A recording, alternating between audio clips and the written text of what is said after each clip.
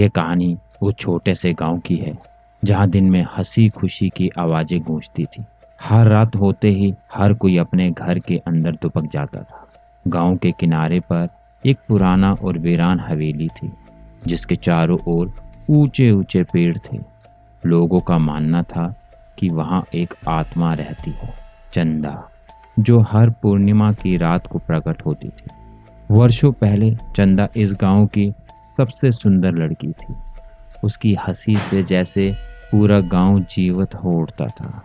एक दिन गांव के जमींदार के बेटे ने चंदा पर बुरी नजर डाली।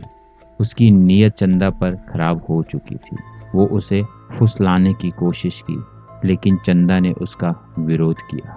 गुस्से में आकर उसने चंदा को हवेली में बंद कर दिया और आग लगा दी।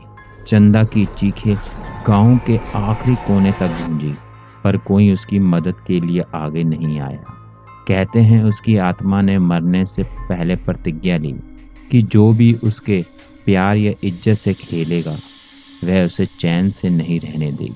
समय बीता और हवेली को वीरान मानकर लोग भूल गए, लेकिन हर पूर्णिमा की रात हवेली से अजीब सी आवाजें आने लगी, कभी हंसी, कभी रोने की। गांव में डर फैल गया। एक रात राजू, गांव का निडर युवक, अपने दोस्तों के साथ उस हवेली में गया। उनका मकसद था यह जानना कि वहां क्या हो रहा है। हवेली के अंदर कदम रखते ही हवा में एक अजीब ठंडक थी। जैसे ही उन्होंने अंदर जाने की कोशिश की, एक धीमी सी पर दर्द भरी आवाज आई, क्यों आए हो यहाँ? सबके रोंगटे खड़े हो गए। दोस्तों ने राजू से वहां से वापस चलने की गुहार लगाई, पर वह नहीं माना। उसने कहा, मैं देखूंगा कि आखिरकार यहाँ है क्या। राजू आगे बढ़ा और उसकी नजर एक पुरानी तस्वीर पर पड़ी। यह तस्वीर चंदा की थी।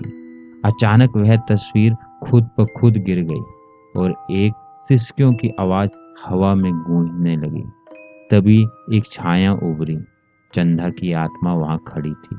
उसके चेहरे पर दर्द और आंसुओं की लकीरें थी।